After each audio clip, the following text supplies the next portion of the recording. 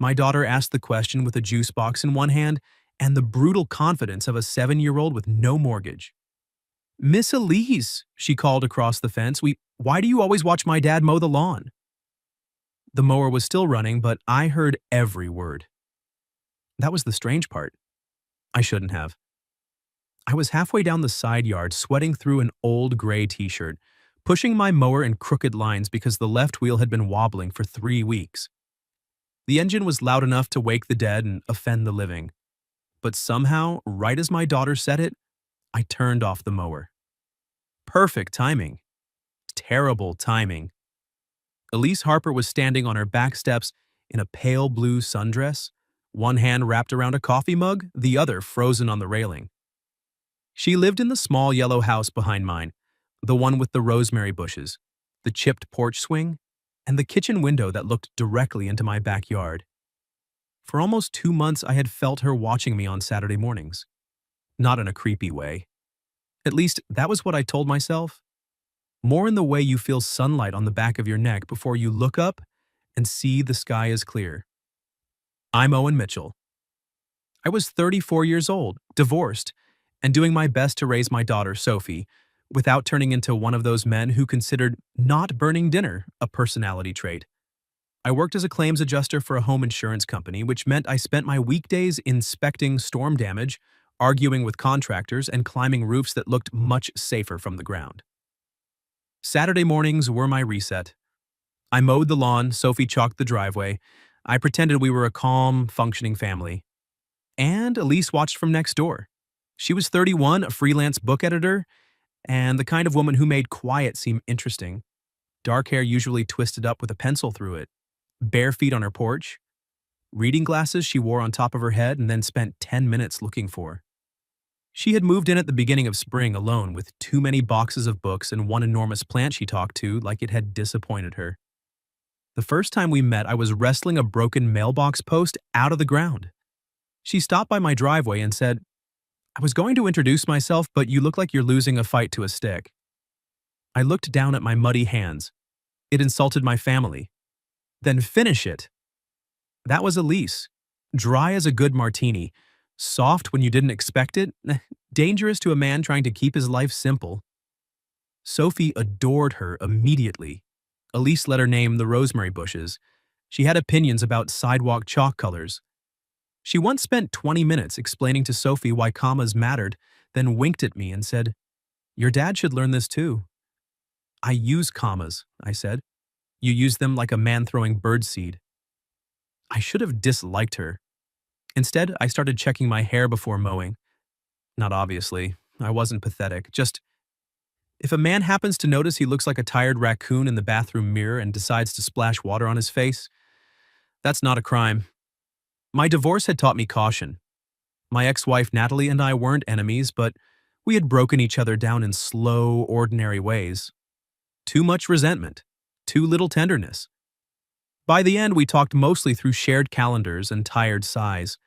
So when Elise moved in and made me laugh without making me feel measured, I noticed. Then I told myself to stop noticing. Single fathers don't get to be reckless. Every feeling has to pass through the question, will this hurt my child? And Sophie, unfortunately, had inherited my timing and her mother's directness. That morning, she had been sitting cross-legged in the grass near the fence, building a chalk city on a piece of cardboard because I'd told her not to draw on the patio again. Elise stood on her back steps, coffee steaming, watching me make another pass along the yard. I felt her gaze. I pretended not to. Then Sophie looked up and destroyed my life. "Miss Elise, why do you always watch my dad mow the lawn?" Elise's face changed. Not guilty, not offended, caught. She glanced toward me, and I had the insane impulse to start the mower again and flee behind noise. But my hand stayed on the handle. The summer air pressed hot against my neck. A bee bumped lazily around the clover. Somewhere down the street, a dog barked like it knew something. Elise lowered her coffee mug. "Sophie," I said, too late. My daughter waved me off without looking. "It's okay, Dad. I'm asking politely." Elise laughed once, but it didn't quite land. "You are, very politely." "So?" Sophie asked. Elise looked at my daughter, then she looked at me. For 1 second, the humor left her face and I saw something unguarded there. Something lonely, maybe, or brave. Maybe both. She walked down the 2 steps into her yard and came closer to the fence. Not close enough to touch, but close enough that I could see the tiny green paint stain on her thumb. I watch, Elise said slowly, because your dad looks peaceful when he thinks no one expects anything from him. I froze. So did Sophie, though probably for different reasons. Elise swallowed, then gave a small, embarrassed smile. And because he's handsome. But you didn't hear that from me.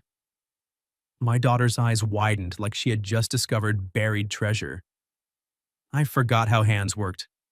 The mower handle slipped from my grip and thudded against the grass. Elise winced. Well, that was supposed to stay in my inside voice. Sophie turned to me with the kind of delighted horror only children and courtroom attorneys can manage. Dad, she whispered loudly, Miss Elise thinks you're handsome. I heard, I said. Elise lifted her mug as if to hide behind it, but her eyes stayed on mine.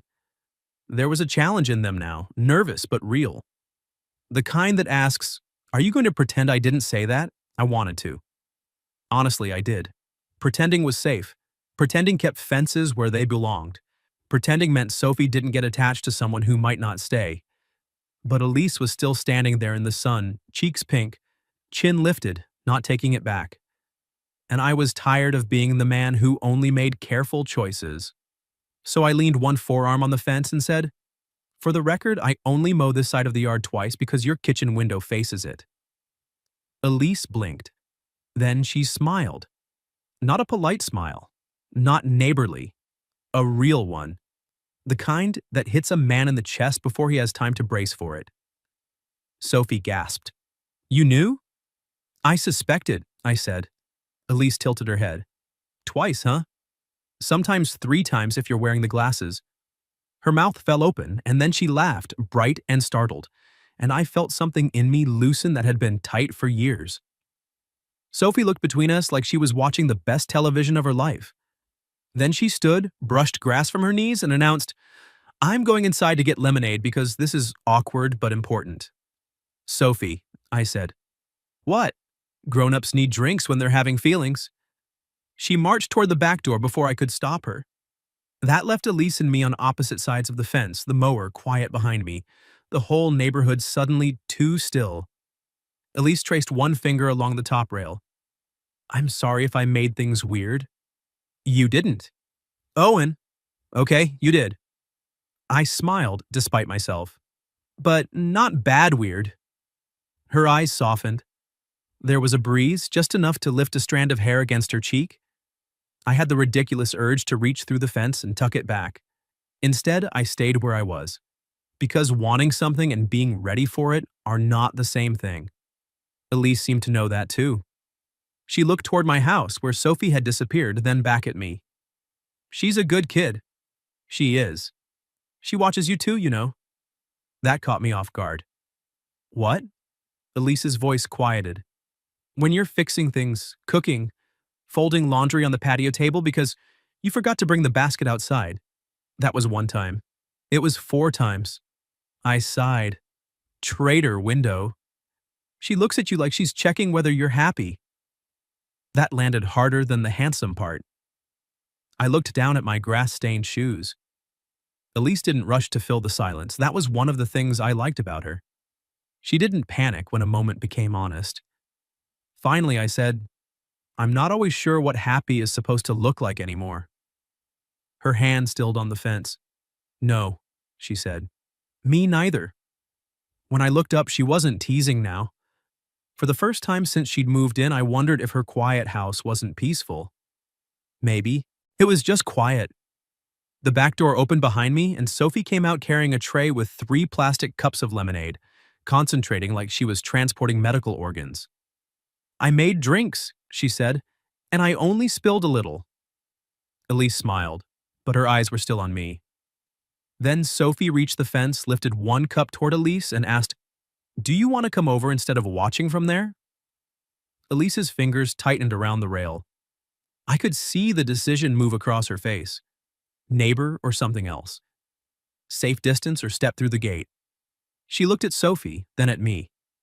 And just when I thought she would laugh it off, Elise whispered, I want to, more than I probably should. Then my daughter, my sweet little chaos agent, looked up at her and said, Is it because you're in love with my dad? Elise went completely still, and this time she didn't answer right away. Elise stared down at Sophie like my daughter had just handed her a live grenade instead of lemonade. Sweetheart, I said carefully, that's not really something you ask people. Sophie frowned. Why? Because adults get strange about honest questions. That's true, Elise murmured. I looked at her. She looked at me. And then, to my absolute shock, she didn't run.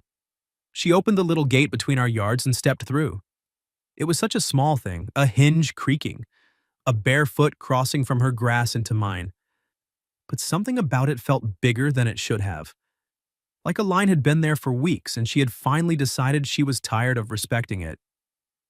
Sophie handed her the lemonade. Elise took it, then crouched until she was eye level with my daughter. I don't know if I'm in love with your dad. My lungs forgot their job. But, Elise continued, glancing up at me, I like him very much. And I like you too, which makes it more important that I don't say careless things. Sophie considered this with the seriousness of a tiny judge. Do you want to have dinner with us? She asked. Sophie, I warned. What? She said she likes us. Elise's mouth twitched. Your logic is terrifying. It's chicken nugget night. That is persuasive. I should have stopped it. I should have said we didn't want to impose, or that Elise probably had plans, or some other cowardly sentence dressed up as manners.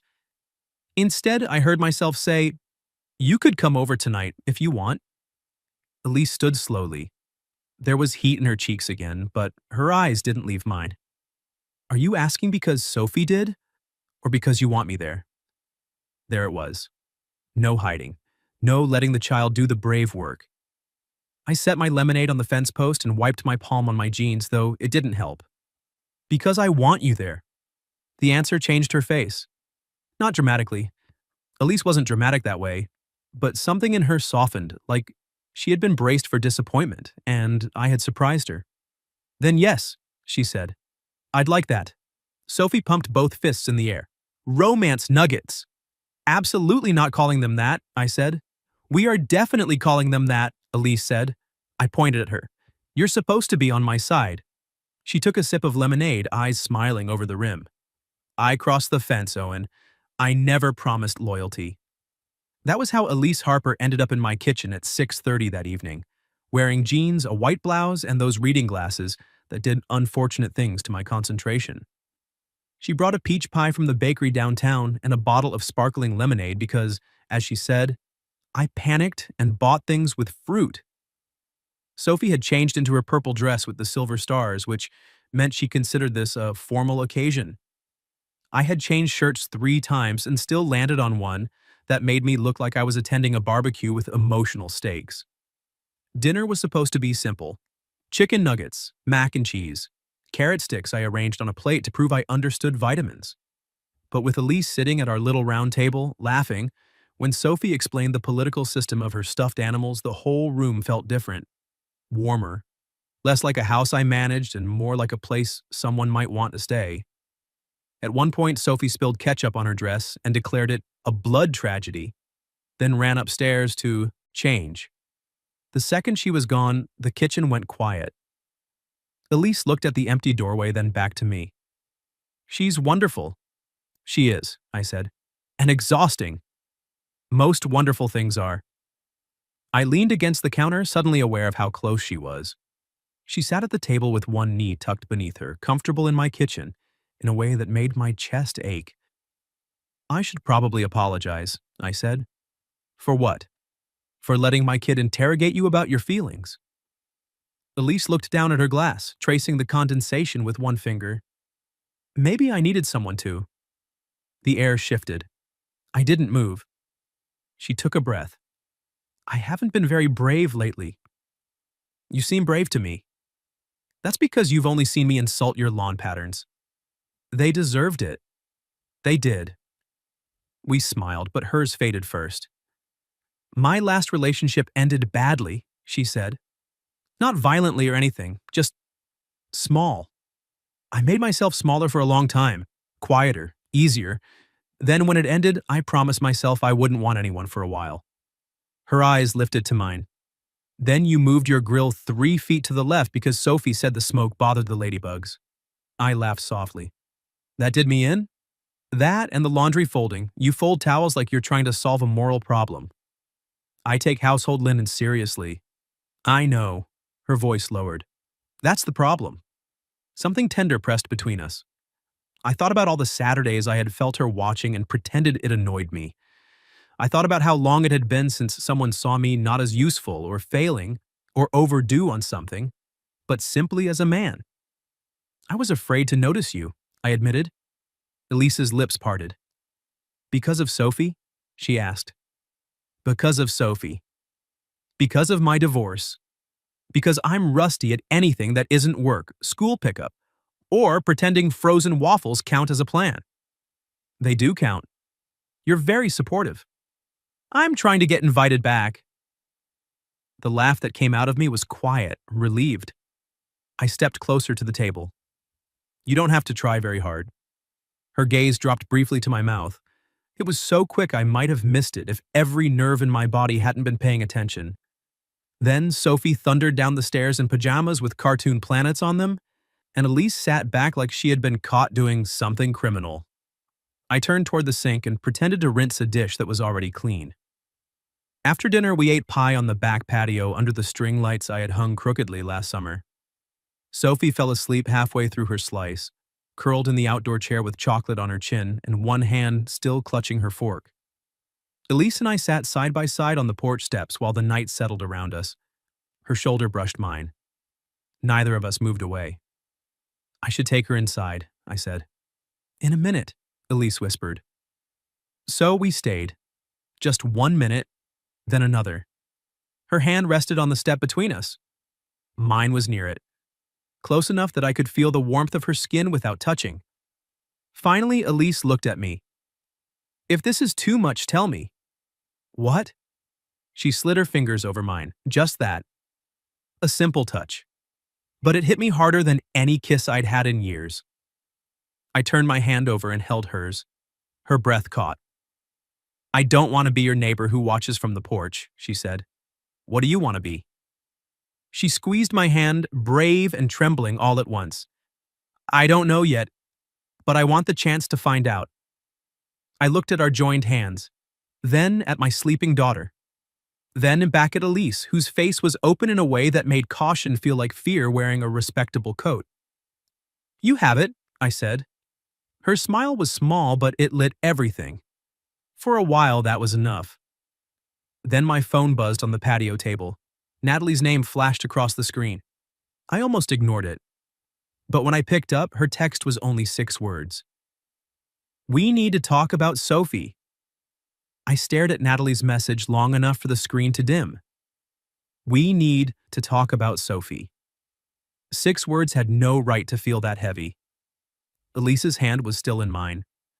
I felt the moment she noticed my body go rigid. Everything okay? She asked. I didn't answer quickly enough. She gently pulled her hand back, not offended, just careful. Like she knew exactly how fast a good moment could become complicated. It's Natalie, I said. Sophie slept in the patio chair between us and the yard, her face turned toward the string lights, one sock half off. Elise looked at her, then at me.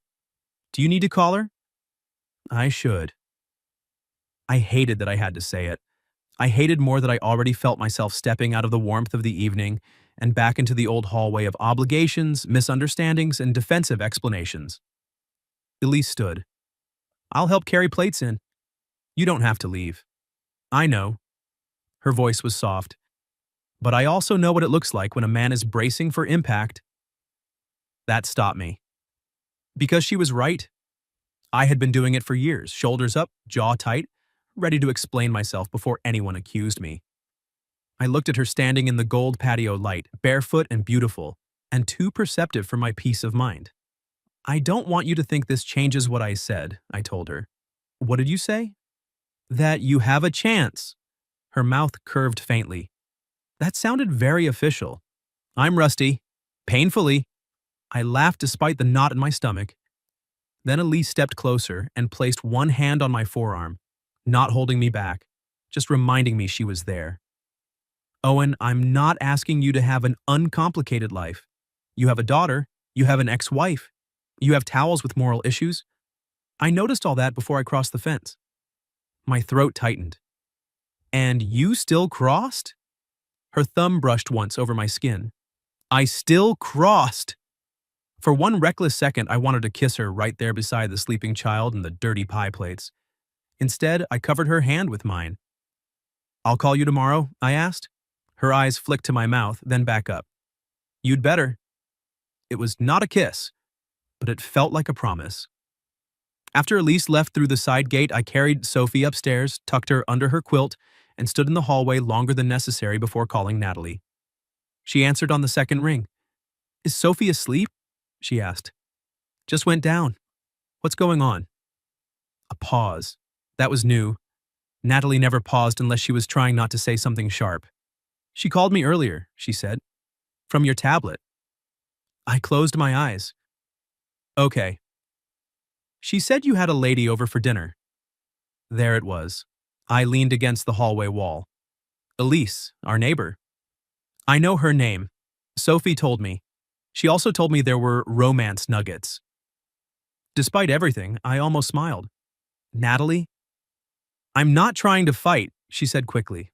That shut me up. She sighed. I'm really not. I don't want Sophie confused.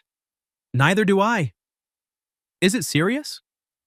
I looked toward Sophie's closed door, then downstairs where the kitchen still smelled like peach pie and Elise's perfume. It's new, I said, very new. But you like her. It wasn't a question. Yes. Another pause. When Natalie spoke again, her voice was quieter. Then be careful. Not because I think you don't deserve someone. You do. But Sophie gets attached fast. I know. And so do you when you finally let yourself. That landed strangely, not cruel. Almost sad. For a second, I remembered the beginning with Natalie. We had loved each other once. Not enough in the end, but enough to leave behind proof. I won't introduce chaos into her life, I said. I'm not accusing you of that. You kind of are. I'm warning you because I know you.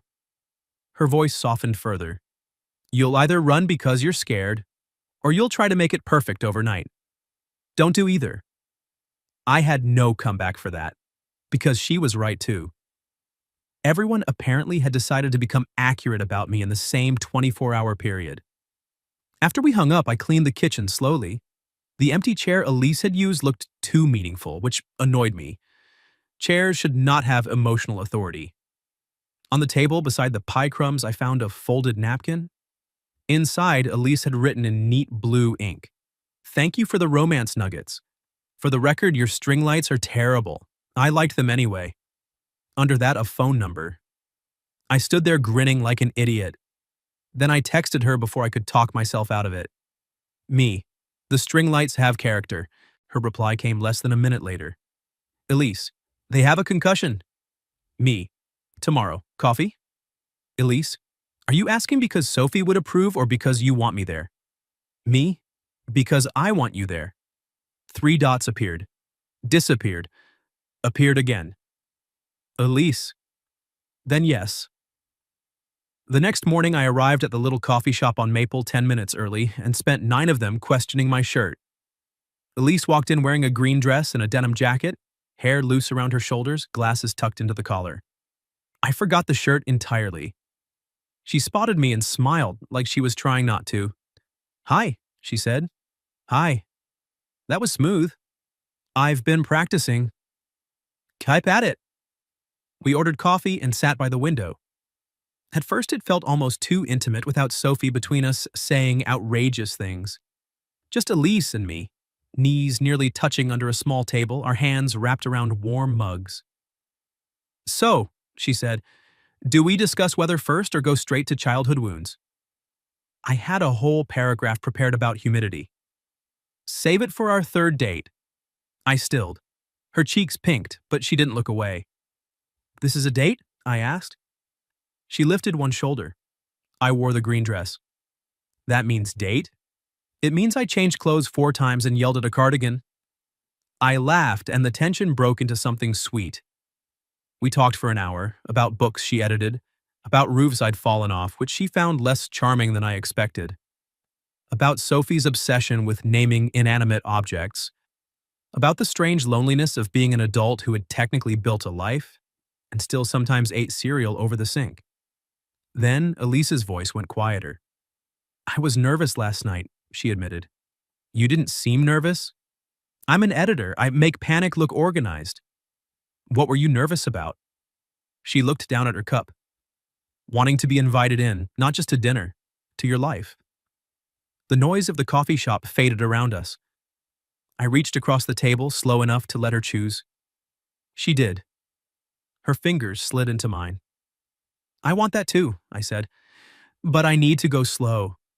I can do slow. I mean really slow. Sophie has to come first. She should. And Natalie's right. Sophie attaches fast. Elise nodded. Then we don't make promises to her we haven't made to each other. The sentence hit me right in the chest. I squeezed her hand. That may be the most attractive thing anyone's ever said to me. Her smile turned wicked. Wait until you hear my thoughts on proper semicolon use. I was still laughing when my phone buzzed. A text from Natalie. Can we meet today? Just us. There's something else. Elise saw my expression shift. Her thumb moved gently over my knuckles. Go, she said. I don't want to end the date like this. Then don't. Before I could ask what she meant, she leaned across the tiny table and kissed my cheek. Soft, warm, deliberate. When she pulled back, her eyes were bright and nervous. There, she whispered. Now the date ended properly. My heart was doing something embarrassing. Outside the window, a car horn blared, and life kept moving like nothing had happened. But for me, the world had tilted. Then Natalie's second text came through. Please don't bring Sophie, it's about Elise. I read Natalie's text twice. Please don't bring Sophie. It's about Elise. Across the table, Elise's smile faded. What? She asked. I could have lied. I could have said it was nothing, tucked the phone away, and protected the fragile little bubble we had made between coffee cups and almost touching knees. But if this was going to be anything real, I couldn't start by hiding things. Natalie wants to meet, I said. She says it's about you. Elise went very still, not confused. Still. That scared me more than confusion would have. What does that mean? I asked. She looked toward the window where sunlight washed across the table and made her green dress look brighter than it had any right to. I don't know, she said. But she did. Or at least she knew enough to be afraid. I reached for her hand again. Elise. She let me take it, but her fingers were cold now. I don't want my past walking into your life before I'm ready to explain it, she whispered. Something in my chest tightened. Then let me say this. Before I go, I said, I'm not meeting Natalie so she can decide what I think about you. Elise looked back at me. I'm going because Sophie is involved, I continued. But whatever this is, I want to hear your side from you. Her eyes shone, though she blinked it back immediately. You're annoyingly decent, she said. I've been called worse. I'm sure. Your string lights alone invite criticism. I smiled, but neither of us laughed. When we stood outside the coffee shop, she hugged her arms around herself like the morning had turned cold. I wanted to touch her. I didn't know if I should. Then Elise stepped forward first. She pressed her forehead briefly against my chest. It was so vulnerable, so unlike her usual bright, careful teasing, that I forgot how to breathe. I wrapped my arms around her, just held her, no promises, no fixing, no questions. After a moment, she whispered, Please come find me after. I will. Even if what she says makes you nervous. I leaned back enough to see her face. Especially then. Natalie chose a bench at the park near the duck pond, which felt unfairly peaceful for a conversation that had my stomach in knots. She stood when I approached, smoothing her hands over her jeans. Thanks for coming, she said. What's going on? Natalie exhaled. First, I'm not trying to sabotage you. That's a concerning opening, I know. She glanced toward the pond. When Sophie told me Elise's name, I recognized it. Not immediately, but enough that I asked around. Natalie. I didn't dig for fun, Owen. I got worried. I folded my arms. About what? She was engaged to a man named Graham Voss. The name meant nothing to me. Natalie watched my face. He used to work with my cousin's husband. Charming guy in public. Not so charming in private, from what people said after she left. A hard, ugly feeling moved through me. Did he hurt her? I don't know details, and honestly, they aren't mine to tell. Natalie's voice softened. But I heard enough to think she may have come here to disappear for a while. I looked away. Elise's words came back to me. I made myself smaller for a long time. Why are you telling me this? I asked. Because Sophie is already making room for her. And because you... Natalie stopped, then tried again. Because you like women who seem like they need somewhere safe to land. I stiffened. That's not fair. Maybe not. She nodded once. But maybe it's true. The old version of us would have turned that into a fight. I could feel it waiting there, familiar as a bruise. Instead, I sat on the bench. Natalie sat beside me, leaving space. I don't want to save Elise, I said after a while. Good. I want to know her. Natalie looked at me then, and for the first time in a long time, there was no resentment in her expression. Only recognition. Then do that, she said. Know her. Don't make a story around her. Don't make her prove she's okay, and don't let Sophie become the reason you move faster than you should.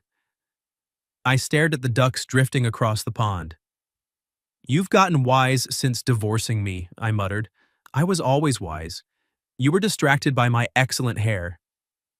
Despite everything, I laughed. So did she. It felt strange. Good, but strange. When I left the park, I didn't drive home right away. I sat in my truck and texted Elise. Me? Can I come over? Her reply came fast. Elise? Yes. Then another. Elise. I made tea because panic apparently has a beverage. I found her on her porch swing with 2 mugs beside her and her bare feet tucked beneath her. She had changed out of the green dress into soft pants and an oversized sweater. But somehow she looked even more beautiful, less polished, more real. I sat beside her. The swing shifted under our combined weight, bringing us shoulder to shoulder. I talked to Natalie, I said. Elise closed her eyes. She told you about Graham. Only his name, and that things were bad. Her hands tightened around her mug. I was going to tell you. I believe you. She opened her eyes, surprised. I mean it, I said. And you don't have to tell me everything today. For a few seconds, she looked like she might break. Then she set her tea down carefully. I wasn't in danger the way people imagine, she said. No dramatic bruises, no police sirens, just corrections, constant ones, my clothes, my laugh, my friends, my work. By the end, I asked permission without realizing I was doing it. My chest ached, but I stayed quiet. He hated that I read romance, she continued with a small, humorless smile. Said it made me unrealistic. Silly. Clearly a man of poor taste. That earned me a faint smile. When I left, I promised myself no more men with opinions about how much space I took up. She looked at me. Then I moved next to you. And watched me mow.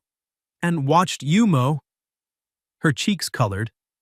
At first because you were attractive and shirt adjacent. Shirt adjacent? That gray t-shirt is fighting for its life. I'll have you know that shirt has history. It has holes. History holes. She laughed and the sound loosened something in both of us. Then her expression sobered. But later I watched because you seemed kind without performing it. You listened to Sophie. You apologized to her. You danced in the kitchen when you thought no one saw. My dignity suffered a fatal wound. You saw that? Owen, your blinds are a decorative suggestion. I covered my face. She gently pulled my hand down. And I liked you, she whispered. Not because you looked safe. Because you looked like someone who was trying. I know how much trying costs. That was when I knew, not everything, not forever. I wasn't foolish enough to think one weekend could answer a lifetime. But I knew I wanted her. Not as a mystery. Not as a wounded woman next door. Not as Sophie's favorite adult with pie. Her. Elise, I said. I'm scared. Her face softened. Me too. I don't want to rush. Good. I don't want to hide either. Her breath caught. I turned toward her on the swing, our knees touched, then our hands. I want to take you to dinner, I said. A real date. No nuggets, no child referee, no pretending it's neighborly. She smiled slowly. Are you asking because you feel bad for me? No. Because Natalie warned you? No. Because you're helpless against my semicolon opinions? A little. Her laugh trembled. I brushed my thumb over her knuckles. Because I want you there. Elise leaned closer, eyes shining. Then yes, she whispered. This time, when I looked at her mouth, neither of us pretended not to notice. I kissed her softly. Just once. A careful, questioning kiss on a porch swing that creaked beneath us. But Elise answered by lifting her hand to my jaw and kissing me back, warm and sure enough that every cautious part of me went quiet. When we separated, she rested her forehead against mine. Well, she breathed. That was not neighborly. No. Good. I smiled against her cheek. Then, from my pocket, my phone buzzed. A text from Sophie's school. Reminder. Family picnic Friday. Students may bring parents and special guests. Elise saw it when I glanced down. For a moment, neither of us spoke. Then she looked up at me, half hopeful, half terrified, and I realized the next step was already standing in front of us. Elise read the school text over my shoulder, then looked at me like the invitation might explode. Family picnic Friday. Students may bring parents and special guests. I slipped the phone back into my pocket. You don't have to, I said. Her eyebrows lifted. That was fast. What? You deciding for me? I opened my mouth, then shut it. Fair. Elise leaned back on the porch swing, though her fingers stayed tangled with mine. Ask me, Owen. My pulse kicked once. Not because it was dramatic, because it was simple. And simple things I was learning could be terrifying when they mattered. Would you come with me and Sophie to her school picnic on Friday? Elise's face softened. As your neighbor, she asked. I shook my head. As my date. Her smile came slow, bright, and a little scared. Yes, she said. I'd like that. Then she kissed me again, and I forgot the picnic, the lawn, the fence, and every cautious speech I had ever given myself. Our real dinner date happened 2 nights later. No nuggets, no plastic cups, no Sophie announcing from across the table that romance is when people blink too much. I took Elise to a small Italian place, downtown with candles on the tables, and menus neither of us could pronounce confidently. She wore the green dress again because, according to her, it had unfinished business. I wore a button-down Sophie had approved after rejecting 2 others for sad uncle energy. For the first half hour, we were almost too polite. Then Elise dropped a noodle on her lap, muttered a word Sophie was not allowed to say, and looked at me in horror. I laughed so hard I had to put my fork down. There he is, she said, dabbing at her dress. Who? The man from the yard. Less braced, more annoying. I'm honored. You should be. After dinner, we walked along the river with our shoulders brushing. At the railing, Elise told me more about the woman she had been before Graham. Louder, messier, the kind who sang in bookstores if the right song came on. I told her about the man I had become after divorce, useful, tired, always waiting for the next thing to go wrong. I don't want to be fixed, she said. I don't want to fix you. What do you want? I turned to her under the street lamp. You, I said.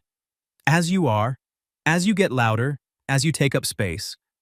I want to be there for that. Her eyes filled, but she smiled. That was dangerously close to a good line. I've been edited by the best. She stepped into me then, slid her arms around my neck, and kissed me like she had decided fear could wait its turn. By Friday, Sophie knew Elise was coming to the picnic. She handled it with great maturity by screaming into a pillow for 11 seconds. At the school field, she grabbed Elise's hand the second we arrived. You can sit on our blanket, but if anyone asks, you're my special guest and Dad's date. Both. It's efficient. Elise glanced at me, cheeks pink. Efficient is important. Natalie was already there, setting containers of fruit on a table. For one tense second, the four of us stood in the sunshine, surrounded by children, juice boxes, and emotional landmines. Then Natalie smiled at Elise. "Hi," she said. "I'm Natalie." "Elise? I've heard about the romance nuggets." Elise covered her face. "Of course you have." Natalie laughed, and the tightness in my chest eased. Later, while Sophie ran a three-legged race with a boy named Mason and accused him of having reckless feet, Natalie stood beside me watching Elise help a kindergartner open a pudding cup. "She seems good," Natalie said. "She is. You seem good too." I looked at her. There was no bitterness in her voice, no old hook waiting underneath. "Thank you," I said.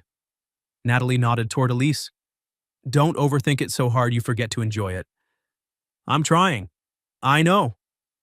Then Sophie came sprinting toward us, breathless and grass-stained. She threw one arm around me and one around Elise. "This is the best picnic," she declared. Elise went very still at first. Then she bent and hugged Sophie back. Not too tightly. Not like she was claiming something that wasn't hers. Just warmly, carefully. Like love, when it was new, deserved both courage and respect. That night, after the picnic, Elise and I stood between our yards at the little gate. For weeks, that fence had been a border, then a stage, then a joke. Now it was just wood. "I should go in," she said. "You should." Neither of us moved. She touched the top rail. "I'm glad Sophie asked me that awful question. Why do you always watch my dad mow the lawn?" Elise laughed softly. "I considered moving. I considered faking my death. Dramatic. You called my shirt adjacent." "It was." I stepped closer. "For what it's worth, I'm glad she asked, too." Elise's eyes lifted to mine. "Because I might have spent another year pretending I didn't know you were watching," I said. "And I might have spent another year pretending I wasn't hoping you'd look back." So I did. I looked back. I looked forward. I looked at the woman standing barefoot in the grass between our two houses, brave enough to cross a fence and honest enough to ask me not to decide for her. Then I kissed her beneath the crooked string lights. 6 months later, the fence was still there, but the gate almost never closed. Elise's porch swing had migrated to my patio after a storm cracked one of her steps. Her enormous plant sat by my kitchen window, thriving, despite my suspicion that it judged me.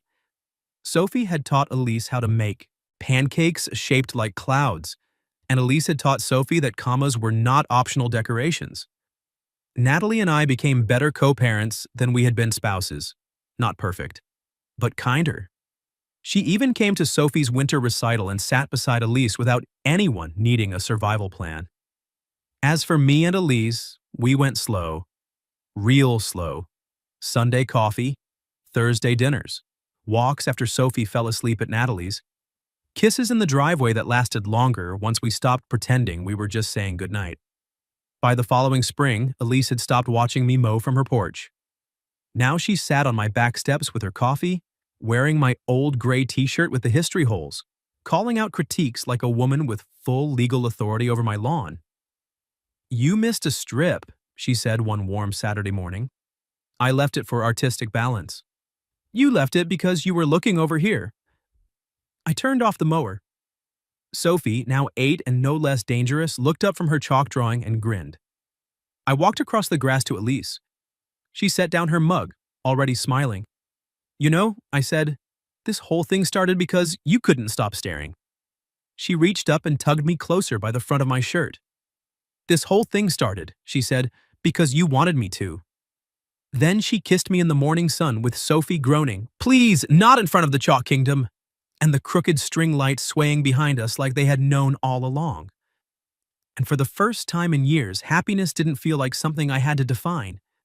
It felt like grass under my shoes, lemonade on the table, a gate left open, and the woman I loved choosing to stay. What would you have done if your child asked your neighbor, right in front of you, why she was always watching you? Have you ever experienced something similar, where an innocent question exposed feelings everyone was trying to hide? Tell me your story in the comments. If you like this one, leave a like, subscribe, and I'll see you in the next video.